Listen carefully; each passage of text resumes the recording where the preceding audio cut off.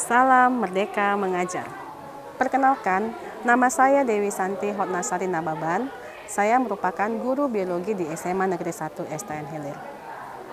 Pada pembelajaran kali ini, saya ingin menerangkan kepada siswa-siswa mengenai karakteristik dari enzim. Pada pembelajaran kali ini, adapun dimensi profil pelajar Pancasila yang ingin saya gali pada peserta didik. Yang pertama adalah beriman dan bertakwa kepada Tuhan Yang Maha Esa dan berakhlak mulia. Yang kedua mandiri dan yang ketiga bernalar kritis. Saksikan video saya.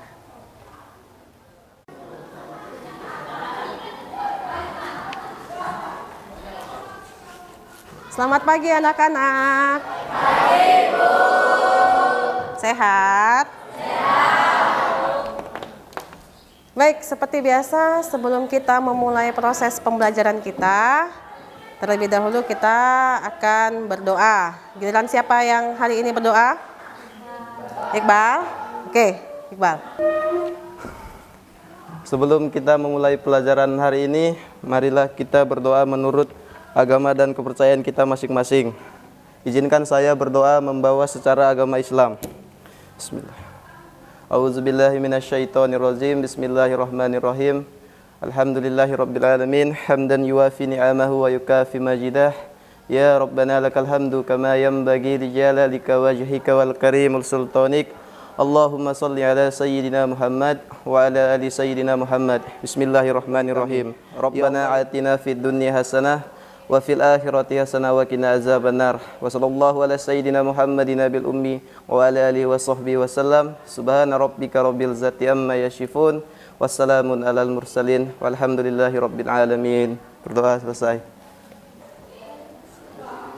Saya akan absen ya.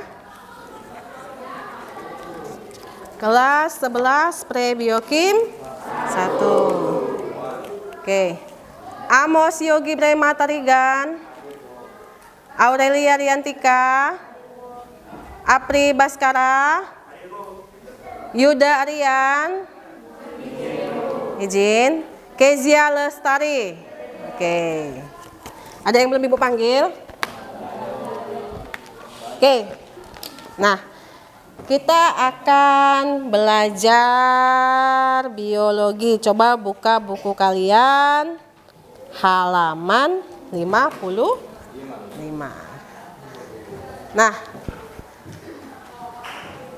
adapun tujuan pembelajaran kalian pada hari ini adalah kalian dapat memahami dan mendeskripsikan karakteristik dari enzim dan bagaimana enzim bekerja sesuai dengan mode kunci dan gembok. Minggu lalu Ibu sudah menugaskan kepada kalian kan untuk membaca mengenai karakteristik dari enzim. Sudah? Selain membaca apa Ibu suruh? Membaca aja, mempelajari dan memahami apa itu karakteristik dari enzim. Bagaimana cara kerja enzim. Sudah paham? Sudah paham? Kalau dari suaranya berarti sudah siap untuk ditanya. Siap? Siap. Nah, kita akan mengadakan, kalau dibilang permainan bisa juga, uji kemampuan, unjuk teman. Tahu unjuk teman? Nih, misalnya nih ya, Ibu suruh. Baik, untuk karakteristik enzim yang pertama, coba Amos, misalnya ya.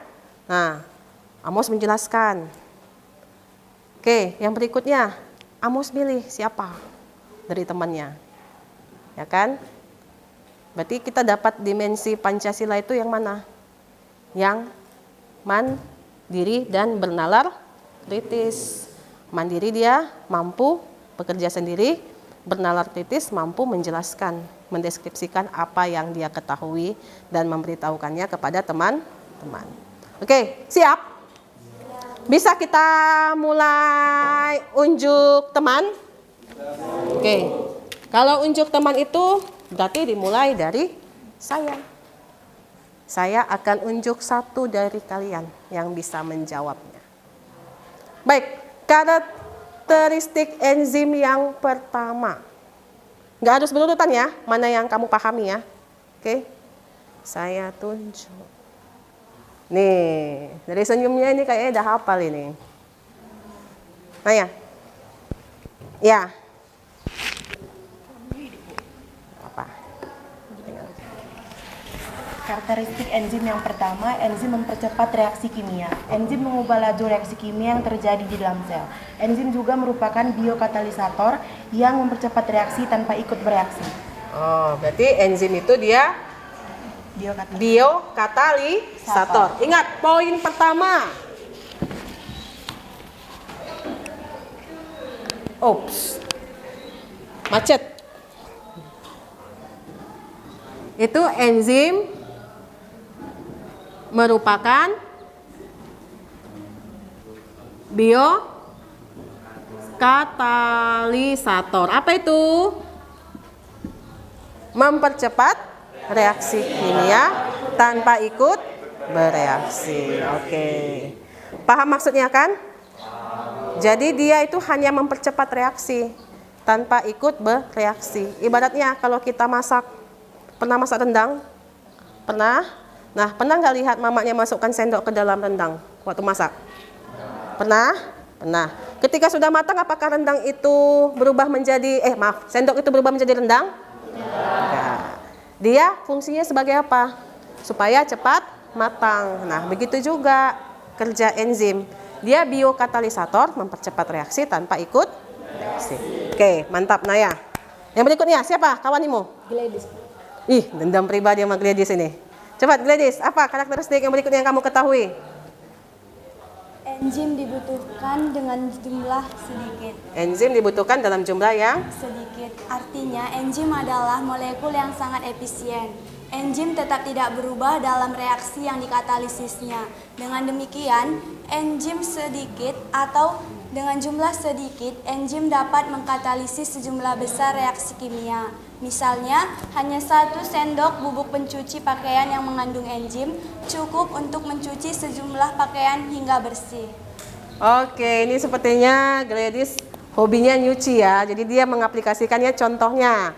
Enzim dipergunakan dalam jumlah yang sedikit. Contohnya, kalau kalian mau nyuci baju pakai deterjen. Udah. Bajunya 1 ember, apakah deterjennya 1 ember? Deterjennya hanya sedikit. Baik, selanjutnya siapa Gladys? Tunjuk temannya. Egi, Stephen. Ini kayaknya si Gladys ini punya hati nih. Ya, Egi, Stephen. Dah. Apa yang kamu ketahui karakteristik enzim yang berikutnya? Enzim bekerja secara spesifik, Bu. Ya. Enzim bekerja secara spesifik ini adalah enzim yang hanya bekerja pada sebuah substrat tertentu, yang artinya substrat ini tidak bisa satu enzim dengan segala substrat lainnya. Cara kerja enzim ini dapat kita katakan sebagai gembok dan anak kunci, di mana gembok sebagai enzim dan anak kunci sebagai substrat. Dan kunci ini harus sesuai dengan gembok untuk dapat membuka gembok tersebut, yang dimana hanya enzimlah yang dapat membuat substrat. Oke, baik. Silahkan duduk. Nah, enzim hanya bekerja secara spesifik. Tadi maksudnya dari si Egi tadi bahwa satu enzim hanya bisa mengubah satu substrat. Ya kan? Nah, kalau misalnya baju kita ternoda, tidak bisa hanya deterjen biasa. Harus pakai pemutih. Nah, pemutih itu contohnya entah apa gitu. Dia hanya bisa membuat pakaian yang ternoda menjadi putih. Tidak bisa mengubah warna. Itu contoh dalam kehidupan nyata bahwa enzim bekerja secara spesifik. Oke, selanjutnya siapa lagi? Tunjuk. Jangan aku lah, Bu. Roy, oh ini. Bisa? Jangan aku, Bu. Karakteristik yang lain. Udah berapa karakteristik yang dikasih tahu sama teman-teman kalian? Yang pertama, biokatalisator. Yang kedua, diperlukan dalam jumlah yang sedikit. Yang ketiga, bekerja secara. Masa nggak tahu ada berapa lagi? Ini, Bu. Coba. Ya. Oke. Yang apa itu, Bu? Enzim dipengaruhi oleh suhu. Oh, ya. Bagaimana? Ceritakan. Setiap enzim itu memiliki suhu optimum. Suhu optimum untuk enzim bekerja itu 40-45 derajat. Apabila lebih dari 40-45 derajat, enzim mengalami denaturasi. Denaturasi itu adalah perubahan struktur enzim yang menyebabkan enzim bisa rusak, Bu. Enzim tidak aktif pada suhu rendah karena di suhu rendah itu molekul kinetiknya sangat sedikit. Oke, terima kasih Roy. Nah, berarti enzim bekerja pada suhu optimum. Apa itu suhu optimum, Roy? Suhu yang paling aktif untuk enzim bekerja. Suhu terbaik untuk enzim bekerja antara 40 sampai 45 derajat Celcius. Di atasnya itu akan terjadi yang namanya denaturasi. Apa tadi arti denaturasi yang dikatakan si Roy? Perubahan struktur enzim sehingga enzim menjadi rusak. Kalau enzim rusak bisa dipakai kembali? Tidak. Nah, bedanya kalau suhunya direndahkan, enzim tidak aktif. Nah, apabila suhu dari enzim tadi yang rendah dikembalikan ke suhu biasa, enzimnya masih akan tetap bekerja. Paham ya? Oke. Siapa berikutnya, Roy? Bella. Oke, Bella. Oke. Enzim dipengaruhi oleh pH atau disebut keasaman aksalinitas tempat enzim bekerja. Enzim bekerja dengan baik yaitu pada larutan asam atau pepsin pada lambung. Yang lain juga membutuhkan enzim larutan basa atau disebut dengan misalnya enzim usus. Enzim juga perubahan ekstrimnya terdapat pada larutan disebut dengan enzim bekerja dengan larutan berfungsi pada enzim tersebut. Oke. Berarti intinya kerja enzim dipengaruhi oleh pH. Apa itu pH? Derajat keasaman. Nah, bagaimana kerja enzim dipengaruhi oleh pH? Tidak boleh pH rendah kali atau tidak boleh pH tinggi sekali? Tergantung tempat dari enzim bekerja. Kalau kerjanya di lambung, berarti enzimnya bisa bekerja pada pH yang bagaimana? Asam. Asam itu tinggi atau rendah? Rendah. Oke. Karakteristik yang keempat adalah enzim bekerja pada pH tertentu. Oke, Bella. Siapa? Egi Fiona. Ini Egi banyak sekali dikasihnya. Oke. Egi, karakteristik yang berikutnya, yang lainnya apa? Enzim mengkatalisasi reaksi yang reversibel atau disebut dapat dibolak-balikan. Reaksi yang reversibel atau disebut dapat dibolak-balikan. Contoh reaksi reversibel adalah pembentukan asam karbonat oleh karbon dioksida dan air yang dikatalisis oleh enzim karbonat anhidrase. Begitu juga sebaliknya, asam karbonat dapat dipecah menjadi karbon dioksida dan air yang dapat dibantu oleh enzim karbonat anhidrase. Oh, berarti enzim bekerja secara reversibel atau bolak-balik. Nah, bagaimana nih? Ini karakteristik yang berikutnya adalah enzim bisa bekerja secara bolak-balik.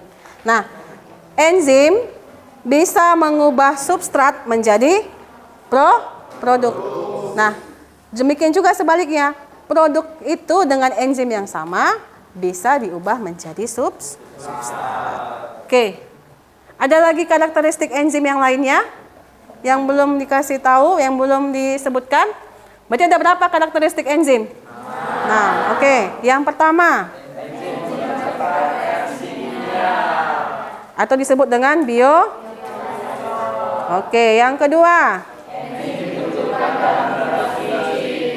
Enzim dibutuhkan dalam jumlah yang sedikit. Yang ketiga,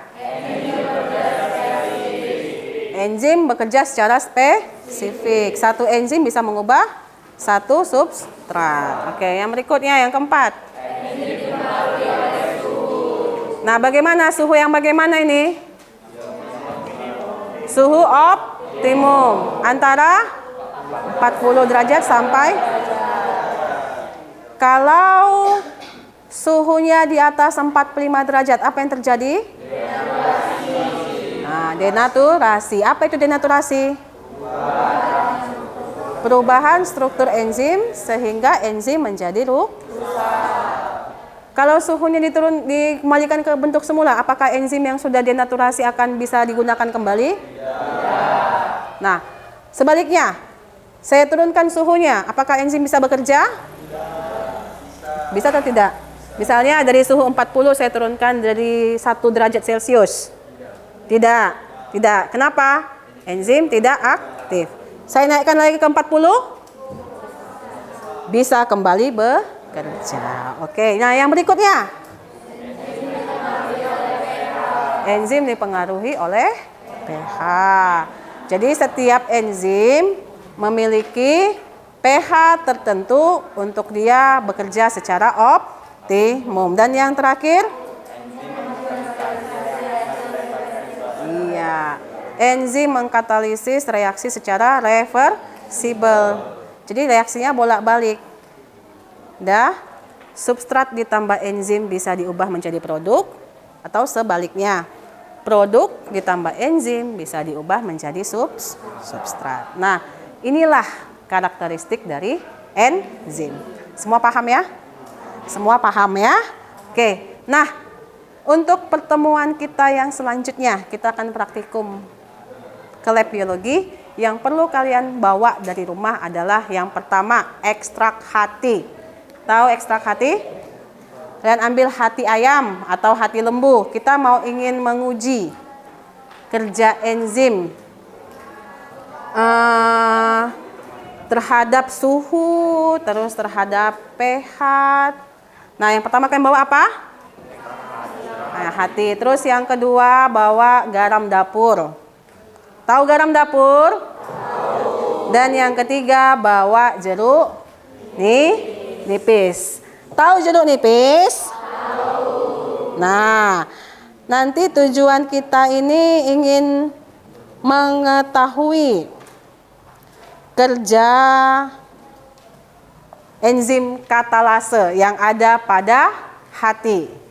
Nah, kalau yang hidrogen peroksida nanti disediakan di laboratorium. Demikianlah pembelajaran kita pada hari ini. Siapa yang bisa menyimpulkan? Saya, Bu. Superdo. Kesimpulan pelajaran kita hari ini yaitu enzim memiliki 6 karakteristik. Yang pertama, enzim dibutuhkan dalam jumlah yang sedikit. Yang kedua, enzim mempercepat reaksi kimia. Yang ketiga, enzim bekerja secara spesifik. Yang keempat, enzim dipengaruhi oleh suhu. Yang kelima, enzim dipengaruhi oleh pH. Dan yang keenam, enzim mengkatalisis secara reversibel. Oke, baik. Terima kasih Superdo. Sampai bertemu besok. Jangan lupa ya bawa yang Ibu suruh tadi. Selamat pagi. Demikianlah video pembelajaran kali ini saya perbuat. Mudah-mudahan dapat menginspirasi Bapak Ibu guru hebat dimanapun kalian berada. Saya Dewi Santi Hotnasarina Baban, undur diri.